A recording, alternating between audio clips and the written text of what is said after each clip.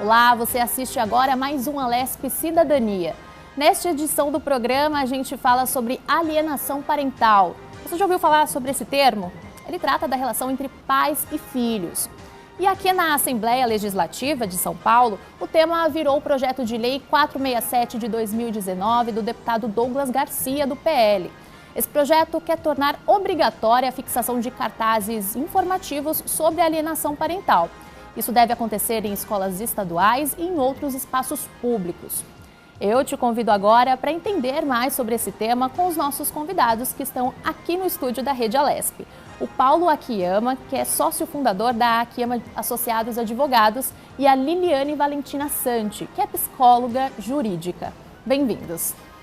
Obrigado. Muito obrigada. Vamos começar a entender do que se trata a alienação parental, o que esse termo significa e, se você puder trazer alguns exemplos, Paulo, por favor. A alienação parental está prevista na Lei 2.318, de 2010. No seu artigo 2º, essa própria lei já traz alguns exemplos do que seriam os atos de alienação parental. Mas o principal e mais objetivo que a gente pode dizer é quando o genitor, quando há o divórcio, evidentemente, uma briga de guarda, esse genitor, que é o guardião da criança, ele começa a criar formas de impedir a convivência do outro genitor, não guardião, com a sua prole, com seus filhos.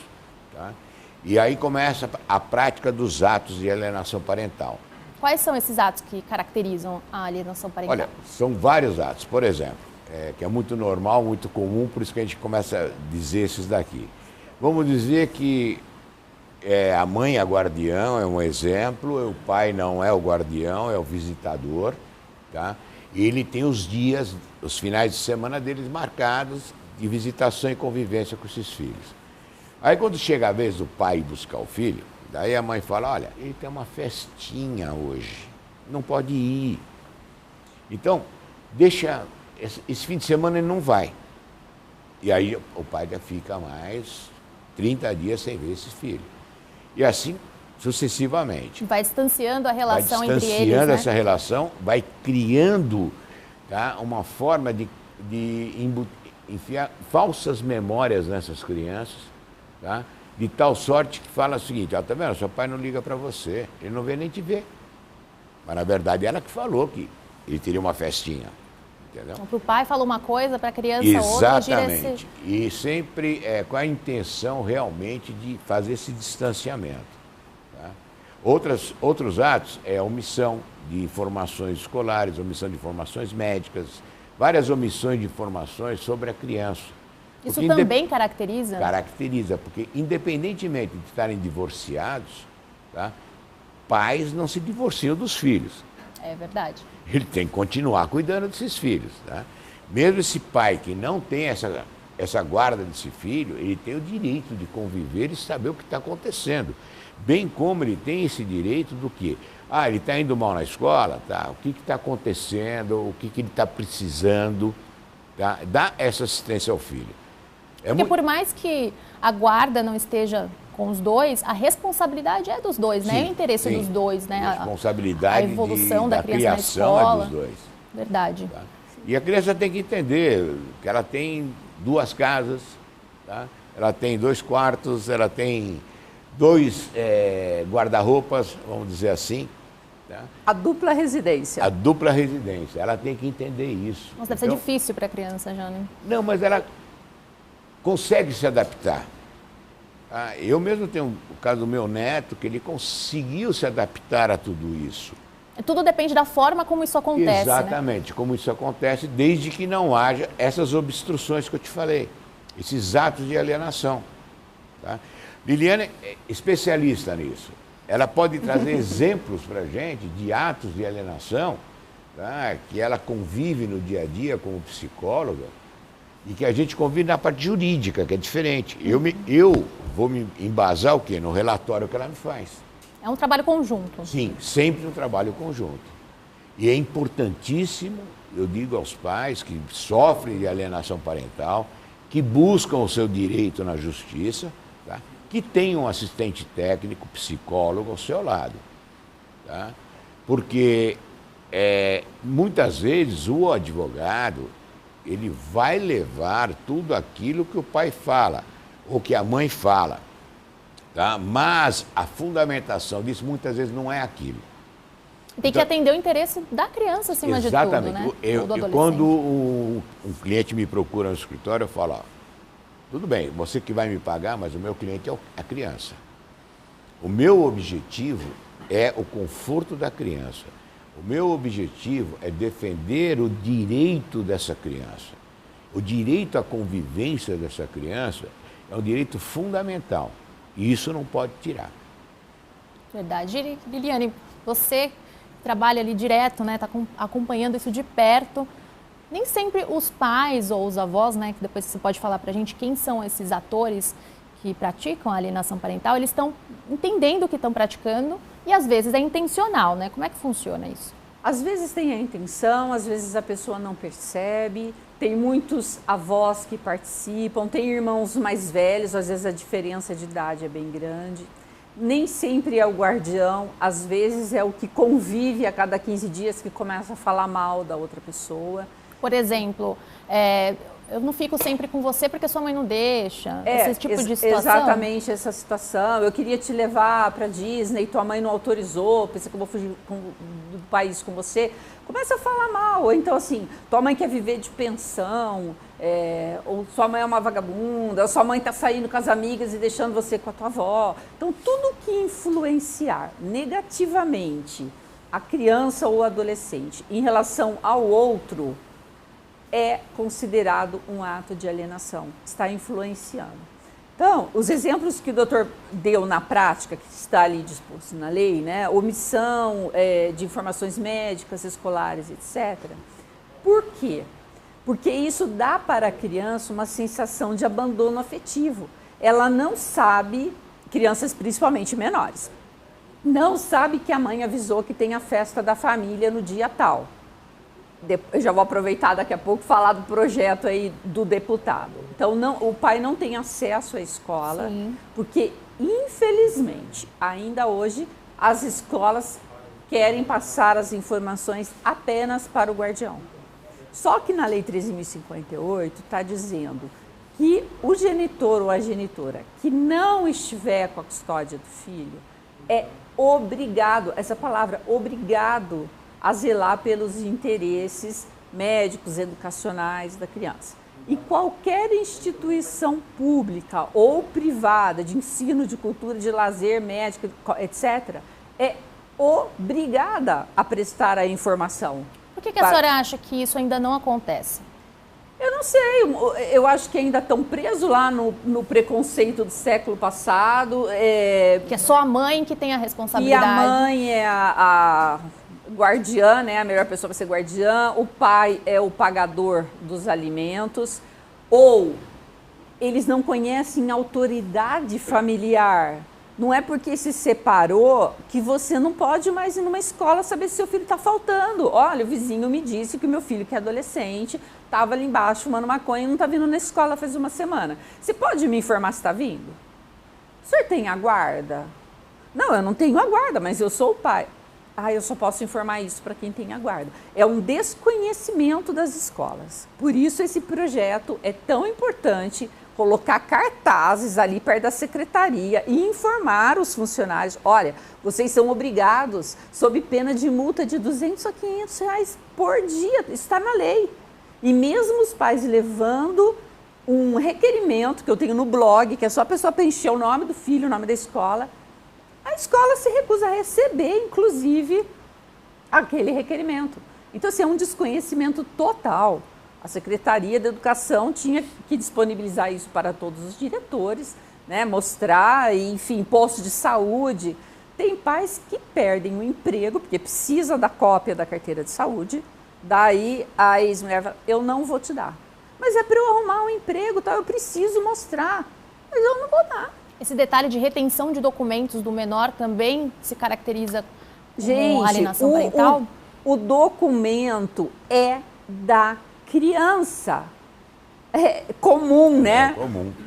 A mãe ou o pai, quem está com a criança, não quer entregar o RG. Não vou entregar. Não vou entregar carteira de plano de saúde. Isso é básico. Eu não vou porque eu pago o convênio. Só que está indo a criança passar um final de semana lá. E se cai? Então vai ter que telefonar e aí vão ter que se... Sabe?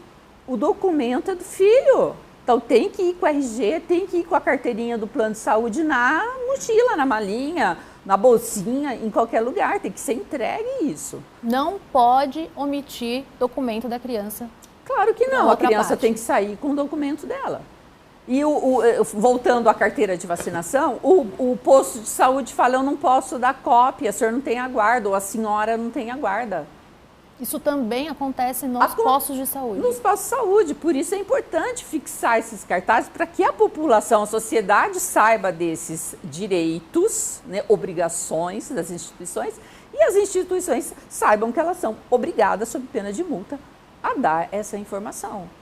Certo. E esse projeto de lei, ele fala sobre a fixação de cartazes informativos. Quem seriam os beneficiados? Os alunos também poderiam... Você acha que poderia ser algo fácil de ser compreensível para que os pequenos também entendam? Os próprios pais, quando frequentarem as escolas, possam ter acesso a essas informações, além dos funcionários?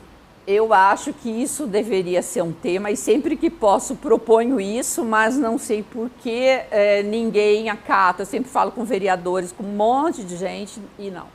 Nas reuniões escolares isso deveria ser dito. Deveriam trabalhar com as crianças o tema alienação parental, a diferença da conjugalidade com a parentalidade, os novos modelos de família, as implantações das falsas memórias, sabe?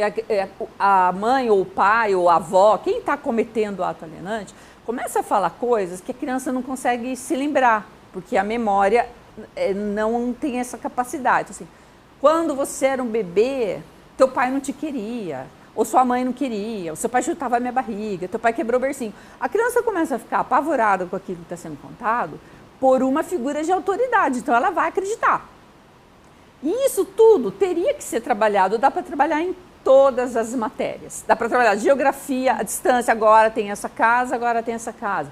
Dá para trabalhar matemática, valor de pensão, dá para trabalhar português. Vamos fazer uma redação de como é que você está se sentindo depois que seus pais se separaram, ou como você se sentiria se os seus pais se separassem. Novos modelos de família. Isso dá para trabalhar em tudo, em educação artística. Faça o desenho da sua família, faça o desenho da família ideal, faça o desenho de como era a sua família. Mas a escola parece não estar interessada. E nós estamos ficando com crianças e adolescentes doentes, uma sociedade doente. Eu não sei como é que vai ser daqui um tempo em que as crianças estão reprimidas, elas não podem expressar o amor e afeto por um dos pais, porque o outro vai se sentir traído, o outro não vai gostar, a avó não vai gostar, a criança fica. A gente vê, né? As crianças não querem mais tirar foto. Por quê? Vai tirar foto sorrindo com a nova família do pai e vai chegar lá, a mãe vai falar, então você está rindo? Seu pai largou a gente para ir morar com aquela lá. Você teve que mudar de escola, nós tivemos que mudar de casa. Você ainda está rindo? Ou o contrário. Ah, então você está lá com o namorado da tua mãe? Ah, então ele anda com você de cavalinho? Ah, então você foi na praia com ele? E você está chamando ele de pai? A criança tem essa confusão a criança também. Fica numa pressão. Ela fica coagida, às vezes, pelos dois lados, porque tem alienação parental cruzada. Como isso funciona? Os dois fazem. Tá com a mãe, fala do pai, fala da madrasta, fala do novo filho, fala da avó, fala... Acho que é um revidando o outro, isso é normal? Isso, aí chega na casa do outro, fala. Aí a criança fica uma criança engessada. Ela não se expressa. Daí assim, o que aconteceu lá? Como é que foi lá no teu pai? Ah, foi tudo bem. Ou, como é que foi lá no seu... Normal. A gente exemplifica, né, que a criança ela tem o aspecto de pensador. Né? Ela fica num canto, observando, amuada. E absorvendo tudo aquilo. Não participa de nada. Medo de interagir. Uma criança que fica amargurada, você percebe isso só de olhar na criança. Interessante que os pais não enxergam. Eles só enxergam o lado deles. Eles têm que entender o seguinte, criança não é mobília, criança não é propriedade, tá? Criança é um ser humano que está se desenvolvendo. Como a doutora Liliane falou, o que vai ser o futuro dessas crianças. E cada vez mais está se avolumando isso. E o pior de tudo, na área jurídica, tá? Existem colegas que fazem petições, tá, no processo para destruir a outra parte. Quem ganha com isso, né? Colocando coisas no processo, numa petição, tá, que não vem ao caso, não é técnico. Desculpa falar, é uma fofoca. E foto íntima, que não tem nada. Você fala assim, o que é essa foto aqui íntima da moça, ou que fez um ensaio quando era casada, não sei se... Que fez mais ou menos como se fosse uma capa de revista, você fala assim, o que isso está fazendo aqui, Mas né? isso, só para entender, isso é colocado nos processos para tentar depreciar a outra parte. Isso, exatamente. Daí o que acontece? Todo mundo esquece que as pessoas crescem, que elas se transformam adulta, e esquecem que quem é parte do processo é a criança. Não é a mãe que é parte do processo, é a criança. Tá? Essa criança cresceu, ela ouviu falar que teve um processo, ela pode ir atrás desse processo para ler o processo, para saber o que aconteceu. Tá? Quando ela vê tudo que foi dito naquele processo, ela cria uma revolta interna tão grande, eu já assisti isso, uma revolta tão grande, que ela acaba se afastando dos dois genitores. Quando ela vê como ela foi usada, Exato. como a imagem dela foi usada. Porque agora, se a criança aparece com uma picada de pernilongo, tira uma foto e fala que foi maus tratos. Se a criança foi para a piscina e espirrou, pega o caquinha do nariz, olha, foi na... Então, a criança é exposta o tempo inteiro. Com coisas ridículas. Totalmente Criança ridículas. Suada, criança com a unha suja. Então, assim, quando a criança lê, ela fala assim, mas vocês fizeram isso, né? Vocês, assim, destruíram minha infância com essas picuinhas, com essas coisas tão pequenas, né? Então, eles estão retirando a felicidade do filho, estão impedindo que a criança transite entre reinos materno e paterno de forma livre.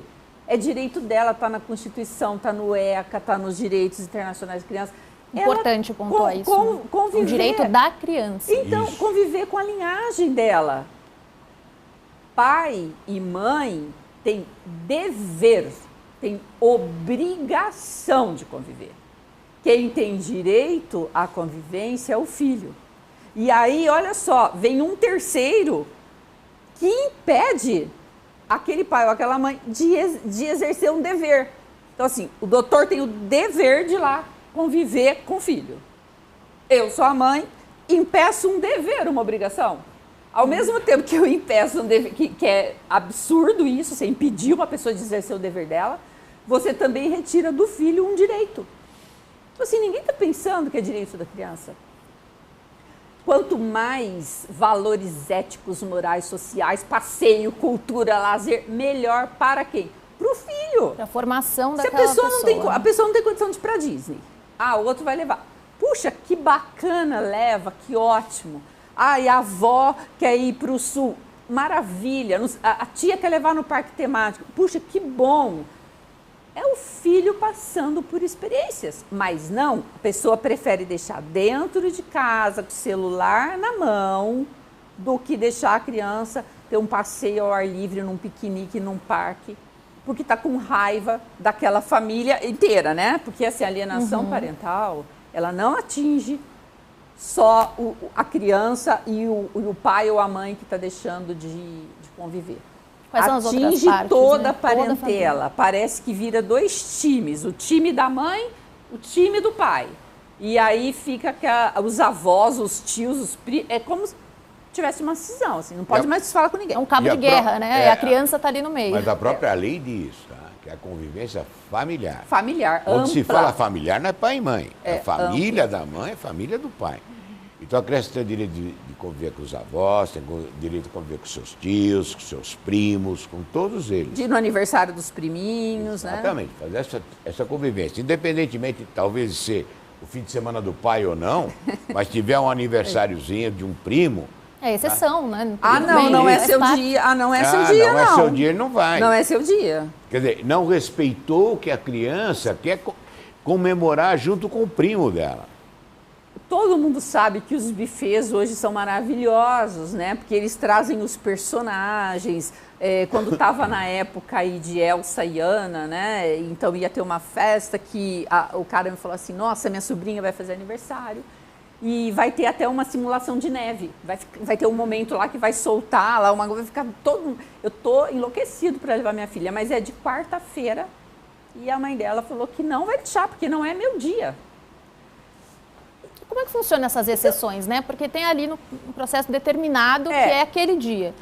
Na verdade, só para dizer... Essa flexibilidade tem que ser O que é sentenciado. sentenciado, no direito de família, na verdade, não existe o que a gente chama de trânsito em julgado, nesse caso.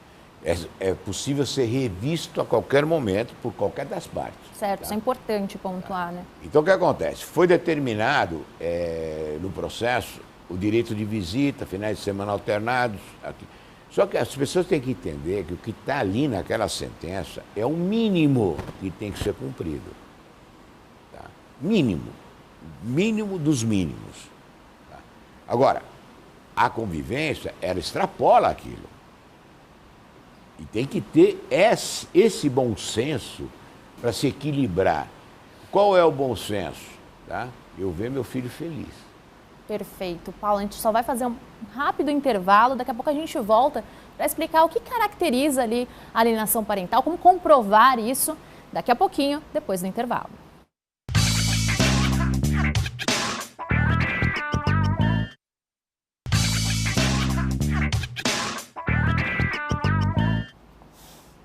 O Alesp Cidadania está de volta. Hoje a gente está falando aqui sobre alienação parental. Do meu lado, Paulo Akiyama, sócio fundador da Akiyama Advogados Associados, e a Liliane Valentina Santi, que é psicóloga jurídica e está ajudando a gente a entender como que funciona, o que é e como agora comprovar a alienação parental. A criança pode servir de testemunha? Como é que funciona isso, doutor? Esse é um ponto muito importante que nós vamos abranger já já. Deixa eu só dar um início aqui. Sim. Tá? Como se provar os atos? A partir do momento que aquele genitor alienado, tá, ele percebe que estão afastando a prole dele, tá, ele tem o direito de questionar isso juridicamente. Se o processo de divórcio ou de guarda estiver em trâmite ainda, nesse período, nós podemos entrar com uma medida judicial que nós chamamos de um incidente processual. O que é um incidente processual? Eu entro com o processo dentro do outro processo, tá? Paro aquele processo para julgar esse, porque ele é mais importante. Então, eu entro com incidente processual de alienação parental, junto todas as provas possíveis, tá? E vou requerer o quê? Uma análise psicológica e biopsicossocial para que se constate os atos de alienação parental. E quais seriam essas provas que a gente deveria reunir para incluir nesse processo? Várias delas, por exemplo, negativa de acesso aos dados escolares, negativa de acesso aos dados médicos, negativas de convivência, afastamento. Tá? Isso tudo pode ser um print de uma mensagem, sim, um e-mail. É que hoje em dia é tudo nos aplicativos, né, que a gente resolve. Que demonstre, tá, que esses atos estão sendo cometidos. Por quê? Porque eu tenho que ter um início da coisa. Como é que eu vou constatar efetivamente que há ou não o ato de alienação? Através do laudo psicológico ou biopsicossocial realizado por mando do juiz. Tá? E aí, se constatando nesse laudo que há atos de alienação parental, aí o juiz vai determinar quais seriam as consequências disso, que a própria lei, no seu artigo 6º, traz essas consequências. Infelizmente, a mudança da lei que foi feita agora, ela tirou um tópico dessas sanções, vamos dizer assim, tá? Que na prática a gente nunca viu praticamente isso acontecer, é muito difícil isso acontecer, tá? Que seria a suspensão do poder familiar. Do que se trata isso exatamente? Tá, o poder familiar é antigo pátrio poder, né? Aquilo que eu, como pai, tenho poder sobre o filho, a mãe tem poder sobre o filho. Tá? Então, suspende-se, no caso do alienador, esse poder. Tá? Mas isso foi vetado agora, foi retirado. Mas eu entendo, como advogado, como atuante no direito, que isso era uma ameaça, vamos dizer assim, para aquele alienador. Para ele entender o seguinte, olha, se você continuar, você pode perder ou estar suspenso o seu poder familiar. Tá? Então seria uma forma de penalizar seriamente isso. Infelizmente isso foi retirado, tá? Mas existem outras alternativas que o juiz pode determinar. Por exemplo, pode determinar a inversão da guarda. Tá? Se é uma guarda unilateral, determina que se transforme em compartilhada, tá? E assim sucessivamente. Determina que se aumente o período de convivência daquele genitor alienado.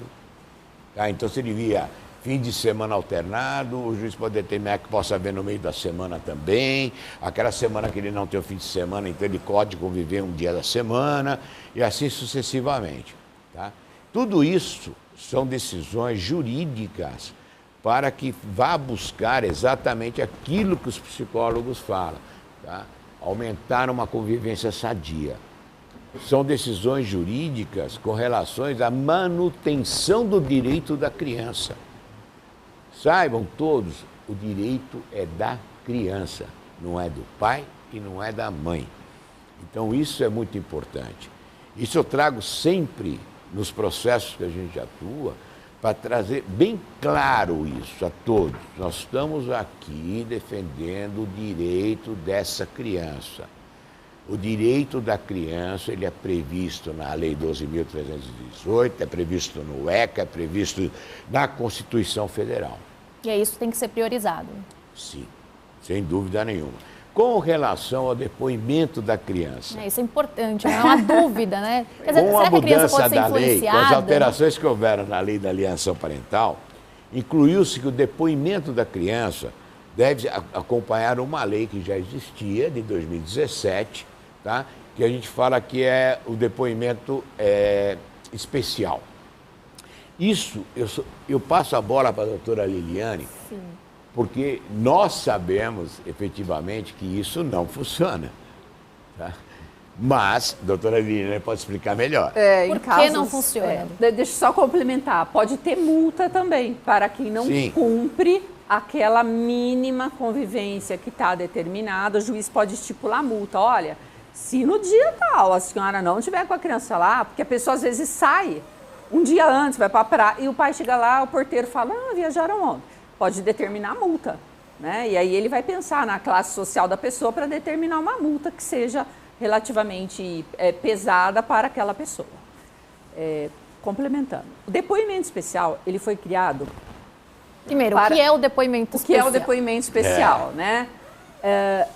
Antes do depoimento especial, antes de 2017, as crianças eram ouvidas diretamente pelo juiz, pelo promotor. Ia na sala de audiência, a sala de audiência de um adulto, que tem um juiz, um promotor, advogado de defesa, advogado, às vezes assistente de acusação, todo mundo ali. E vinha aquela criança pequenininha e ninguém adequava ao vocabulário da criança e fazia perguntas diretas, sugestivas, igual faz a inquirição de um adulto ou de um criminoso, assim, pá, pá, pá. E a criança, às vezes, nem sabia do que estavam falando, ficava ali constrangida, causava um mal-estar. Esse depoimento foi criado para vítimas, a princípio, né? Antes agora da modificação da lei. Vítimas de violência sexual ou vítimas de violência doméstica ou testemunhas. Então, o que acontece? Uma sala separada, longe do pessoal da audiência. Esse depoimento é gravado. Então, é uma psicóloga ou uma assistente social que fez o curso no Tribunal de Justiça, que ela está apta para fazer as entrevistas. Sabe o trato com a pessoa. Que não pode sugestionar, não pode ler a denúncia, não pode relembrar. E tem que esperar o tempo da criança, né? Não pode fazer nada que vá revitimizar essa criança. Então, ela primeiro vai falar, olha, essa aqui é a sala né? Conforme eu te falei ali fora, a gente vai para uma sala, tem uma câmera aqui que está filmando a gente, ali é um microfone, então a gente vai conversar aqui. Você tem o direito de não falar nada, de ficar caladinho, mas se você quiser contar o que aconteceu também. Tudo bem, só relembrando que lá numa outra sala vai estar nos vendo por um monitor de TV, vai ter outras pessoas, que em algum momento eu vou parar e vou pedir para essas pessoas me ajudarem a lembrar o que eu não me lembrei aqui de perguntar para você. Tudo bem? Criança, tudo bem. Aí começa algum raporte, assim, como é que é teu nome, quantos anos você tem, onde você estuda, você tem animalzinho de estimação, e aí começa a fazer o que a gente chama de treino de memória episódica, ver se a criança se lembra realmente, porque às vezes demora tanto. Isso era para ser uma produção antecipada de provas, então era para ter acontecido e já acolher. Mas a demora é de 2 anos, 3, 5. Nós estamos com 5 anos. Então, nossa, a criança já não é mais criança, vira adolescente. Ela não lembra mais. Não, e o pior de tudo, né? Não Essa lembra. criança ficou 5 anos aguardando esse depoimento sob a ação do alienador. Sem conviver E sem conviver com o alienado. com a outra família. Então, você imagina, você tem... O dano já foi causado. Né? Você tem 2 anos e meio, né? A pessoa que quer afastar faz uma falsa acusação de molestação sexual, que a criança não consegue entender a diferença de um ato libidinoso e um ato de higiene. Então, teu pai lavou seu cabelinho? Lavou seu vaquinho? Lavou a pepeca? Uhum. Aonde que ele lavou? Pepeca. Depois passa um tempinho, a mãe já não fala onde lavou. Onde que o papai pôs a mão? Pepeca. A criança tem 2 anos, está morrendo de rir com isso. A mãe leva na delegacia, ou o pai, porque isso é a avó, tem avós que quer tirar da mãe, quer ficar ela, a avó que era cuidadora. Aí esse casal morava com a avó, quer se separar. O casal quer mudar de casa, a avó quer ficar com a criança, a avó que faz a acusação. Então, assim, isso acontece também, é possível os avós terem a guarda das crianças. Tem de tudo que a gente possa imaginar. Como a gente brinca, de um tem tudo, né? E aí, essa criança é levada à delegacia e a mãe, ou o pai, ou quem está acusando, fala, passou a mão, olha, a criança reclamou que o pai passou a mão. Aí, às vezes, a criança fala, passou, um balançar de cabeça, pronto, começa isso aí.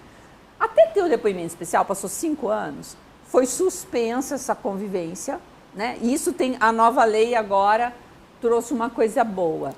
Vai garantir um mínimo de convivência monitorada no fórum para não ficar separado, porque senão fica 5, 6, 7 anos sem ver. Você não lembra daquilo, viveu 7 anos a pessoa falando que teu pai te molestou, que tua mãe, que tua avó fez alguma coisa, você vai acreditar. Então, pelo menos não vai mais interromper esse contato.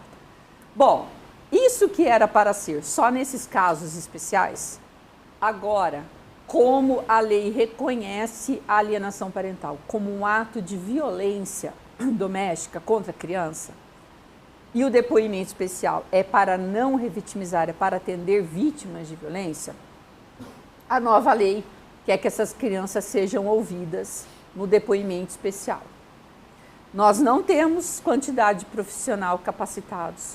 É isso que eu ia perguntar, porque parece que faz muito sentido, né, você ter o depoimento, mas não tem estrutura, é por isso que não funciona. Não né? tem as salas, ainda muitos fóruns hoje, olha, é de 2017 a lei, ainda muitas e muitas e muitas comarcas não têm a sala de depoimento especial. Aliás, não tem nem salas para visita assistida. Não tem nem psicólogo, tem comarca que não tem psicólogo, não tem serviço social, tem que emprestar. Usar o psicólogo da cidade vizinha, às vezes o psicólogo de uma cidade que está a 300 quilômetros dali, aí tem que esperar o dia que essa psicóloga pode vir aqui para poder fazer atendimento.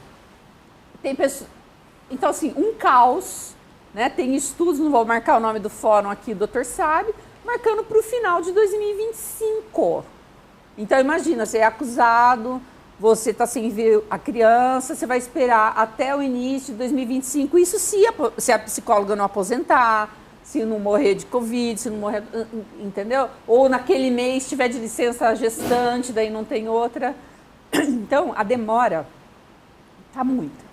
Então, esse projeto proposto aqui na Alesp, vocês acreditam que ele vai ajudar a conscientizar e, consequentemente, inibir esse tipo de ação para também não ficar todo esse peso nos processos da justiça? A ideia é essa. A ideia nossa, que nós temos desse projeto, é que isso ocorra. Tá? Porque água mole em pedra dura, tanto bate até que fura. Então, realmente, essa iniciativa de afixar cartazes em escolas, prédios públicos, tá? É uma coisa assim ímpar no nosso país. É o primeiro Vai ser o primeiro estado a fazer isso. Vai servir de exemplo aí para... Sem dúvida nenhuma. E certamente isso é um marco inicial de uma campanha, tá? Para que possamos criar aí uma divulgação do que é uma alienação parental. Então, a prevenção de atos de alienação será o quê? Será o remédio correto para que se diminua esse tipo de processos, para que se diminua esse tipo de sofrimentos da criança. Então, eu tenho colegas no Rio de Janeiro, tenho colegas em vários outros estados, que eu passei o projeto de lei para eles. Olha, é aplauso, todo mundo manda aplauso. Tá? Então nós estamos... Vai ajudar, né? Na prática isso vai. Agora nós não vemos a hora de que esse projeto, sim, se transforme em lei. Sim. Já estamos desde 2019, estamos em 2022, entendeu? Quanto tempo ainda vai levar para que ele se transforme em lei? Essa é a nossa dúvida. Mas nós estamos aqui para apoiar. Tá em processo aqui na casa.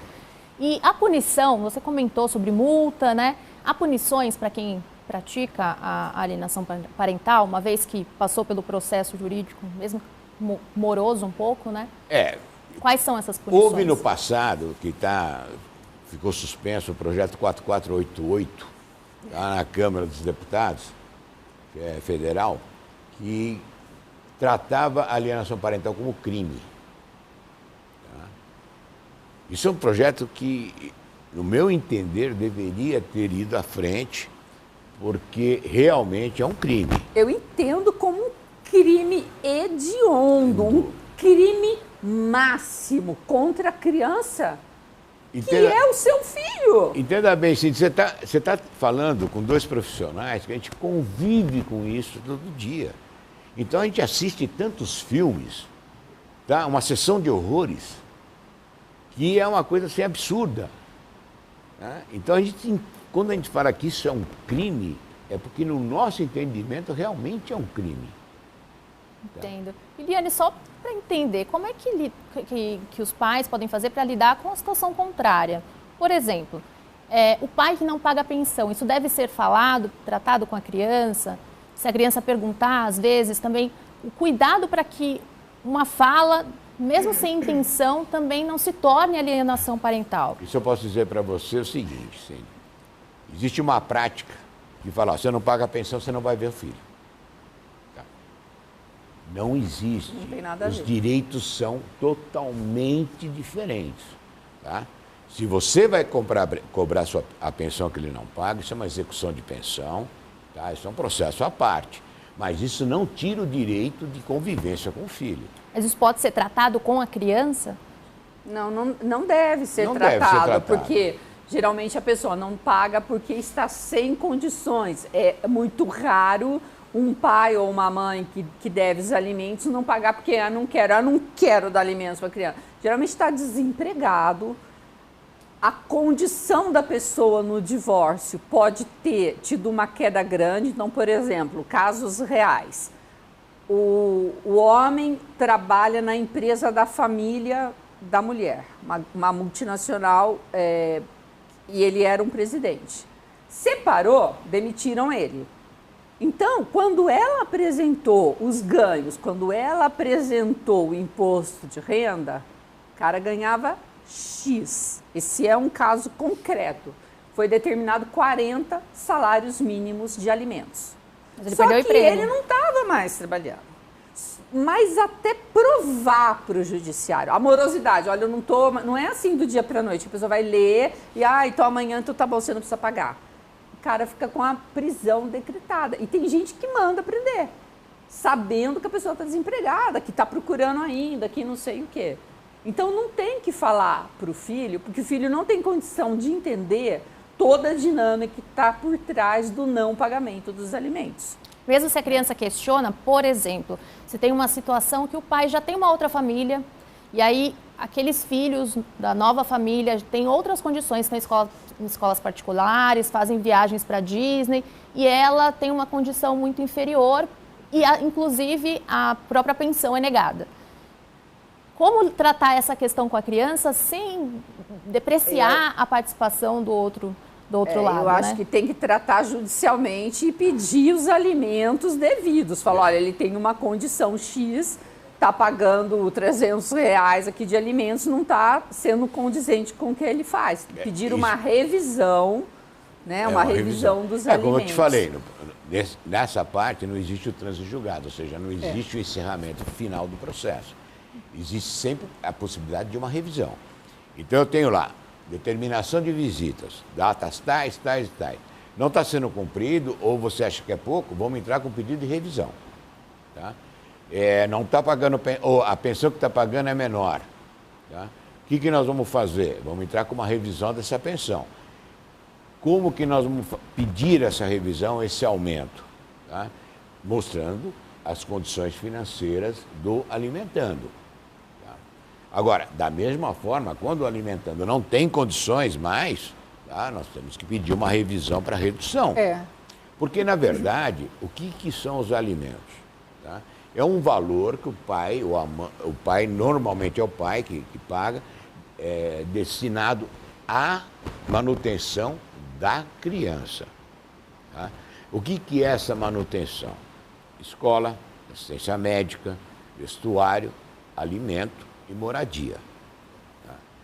Só que a mulher ou o genitor que é guardião, que recebe administra essa pensão, também tem a obrigação de coparticipar com isso. Tá? Então não é só o caixa eletrônico que está ali. O pessoal acha que é um caixa eletrônico. Eu vou lá, vou passar o cartão e vai me sair o dinheiro. Só é para isso que presta. Então... Mas tem outro lado também, né? Tem algumas mães que acompanham o pai da criança trocando de carro, viajando, fazendo todas essas situações que a gente comentou, e não consegue provar, porque às vezes ele comprova a renda de outra forma, é autônomo, enfim, ele tem uma situação diferente. E aí como é que ela faz para comprovar que a condição de vida dele não condiz com o que ele está declarando ali? Porque o que vale legalmente, né, são as comprovações que são entregues ali. Mas às vezes é a nova esposa dele ou o novo marido daquela mãe que está sem a criança que tem essas condições e que compram isso. Então isso também pode ser comprovado ali no processo. Não, mas isso não tem nada a ver. Não tem que a nova esposa do pai pagar os alimentos da criança, nem o marido da mãe pagar. O que tem que ver, né, é o famoso binômio, né? O quanto a criança precisa e o quanto este pode pagar. Então, tem crianças que não estão na escola particular, são pequenas, então estão precisando, sei lá, de fralda e de roupinha. Não tem babá, não tem nada. Então, vai ver quanto esse pai pode pagar e quanto essa criança está gastando. Ah, não está na escola, não tem babá, não tem emprego. Ah, um salário mínimo. Tá ok. Não adianta ela falar que ela quer 10 mil, porque não comprova o gasto. Agora, se vem de um padrão já, né, sempre estudou numa escola nobre da cidade, então a mensalidade é 5 mil, 6 mil, o plano de saúde é tanto, tá, aí este pai ou esta mãe, né, quem não tiver com a guarda, tiver esta condição de continuar bancando, aí o juiz vai levar isso em consideração. Então, tem que ser o que a criança precisa com o que o outro ganha. Né? Não adianta ser assim, ele tem um monte, eu também quero um monte. Se a criança, para quê? Né? Precisa entender ali a realidade mesmo, né? Para, né, guardar, tem pais que pagam. Uma coisa que é importante dizer, tá? Alimentos é obrigação. O pai tem a obrigação, ou a mãe tem a obrigação de dar os alimentos. Agora, esses alimentos, como é que podem ser feitos? Ah, o pai acha que a mãe está pegando dinheiro e gastando com outras coisas. Então vamos estabelecer, você vai pagar diretamente os fornecedores. Quem são os fornecedores? Escola, dentista, assistência médica, ótica, essas coisas todas. Então o pai paga diretamente ao fornecedor. Tá? E vai dar um valor X, tá? Para que a criança se mantenha. Tá? Então, é uma coisa que eu falo, você está desconfiado, você tem obrigação de pagar. Então, se você está desconfiado que não está sendo bem utilizado esse dinheiro, vão entrar com uma ação e vamos modificar. Vamos dizer que você vai pagar diretamente seus fornecedores de serviço e você vai dar um X para a manutenção da criança. Tá? Então, só mais uma dúvida, assim, para a gente ir caminhando para o final do programa. Tem essas situações de quando o valor da pensão é acima do salário mínimo, por exemplo, mas tem as situações do valor mínimo. E às vezes fica ali sentenciado que é aquele valor que tem que pagar, só que a criança tem outras necessidades. É obrigação da outra parte contribuir só com o que é falado ali da pensão alimentícia e mais nada? Em tese, sim. Então, se a criança precisar eventualmente em tese, de alguma aquilo que está coisa... determinado a ser pago é o que tem que ser pago. Tá? Só que as pessoas esquecem, isso é corrigido anualmente. Tem que haver uma correção sobre isso. Tá? Quando não está estipulado uma correção, tá? Se é pela variação do salário mínimo, seja por lá o que for, tá? A correção tem que ser feita pela tabela do Tribunal de Justiça, mas tem que ser corrigido. Agora, claro, as necessidades extras dessa criança, tá? Ela tem que ser questionada para que seja determinado o pagamento. Tá, que na realidade não é aquilo, né? Então, vamos ver se eu entendi. Um pai desempregado que o juiz fala, em caso de desemprego, vai pagar 30% do salário mínimo. Ou às vezes está empregado e ou então, assim, R$400 não supre. Gente, bom senso, né? Bom senso sempre. Se os avós podem comprar uma sandalinha, um tênis, uma roupa de frio, eu acho que todo mundo pode colaborar. A criança é da família, vamos pensar igual tribo de índio, né? A criança é de todos nós, das duas famílias. Então, se está passando dificuldade, se não tem condição de dar mais, quem tem não custa nada, né? Exatamente. Eu pago a escola das minhas netas, eu compro as coisas que faltam. Então, assim, o outro avô paga a natação, paga... Então, a gente é uma família. Que nem todo mundo tem essa rede de apoio, né? Então, tem muitas mães solos, que são solos na essência da palavra, né? E às vezes precisam um pouco mais e ficam com essa dificuldade de Deixa eu só, antes da gente terminar, falar do depoimento especial, uma coisa que é importante dessa da nova lei.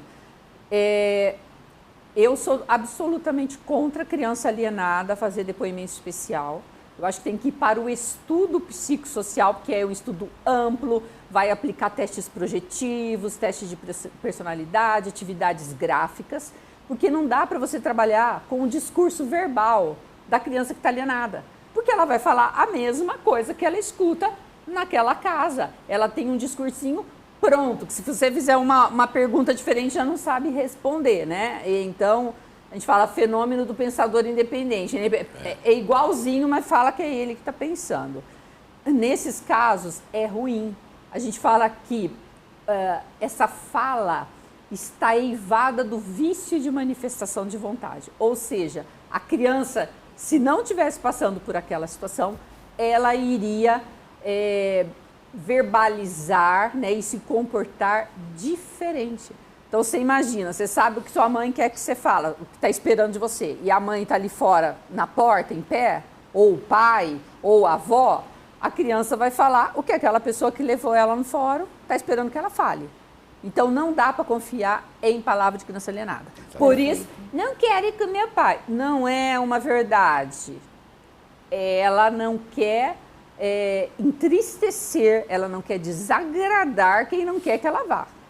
Porque criança, você pôs no carro, virou a esquina, comprou sorvete, fica tudo bem, né? Certo. Muito obrigada. Falei com a Liliane Valentina Santi, que é psicóloga jurídica, né? Sim. Então, tem processos. Entende muito sobre aí esses processos familiares, né? Obrigada pela sua participação por vir aqui hoje. Eu que agradeço o convite. E também Por favor, Paulo, suas considerações finais, claro, para a gente já encerrar o programa. Na ótica jurídica, tá? Esse projeto de lei que nós estamos aqui apoiando é muito importante. É muito importante para a área de família. É muito importante para a divulgação do que é alienação parental. Então, sempre contem com o nosso apoio, aquilo que a gente puder, tá? Se for para comparecer, esclarecer ainda mais, tá? Estamos sempre disponíveis. Por quê? Porque nós somos guardiões das crianças. Perfeito. Agradeço a oportunidade. Eu que agradeço, Paulo Akiyama, advogado, sócio fundador da Akiyama Advogados Associados. Obrigada, viu, gente? Bem, no Alesp Cidadania de hoje, falamos sobre o projeto de lei 467 de 2019 do deputado Douglas Garcia, do PL, que quer fixar cartazes informativos nas escolas sobre alienação parental. Se você quiser acompanhar o programa inteiro na íntegra, é só acessar o YouTube da Rede Alesp. Até a próxima!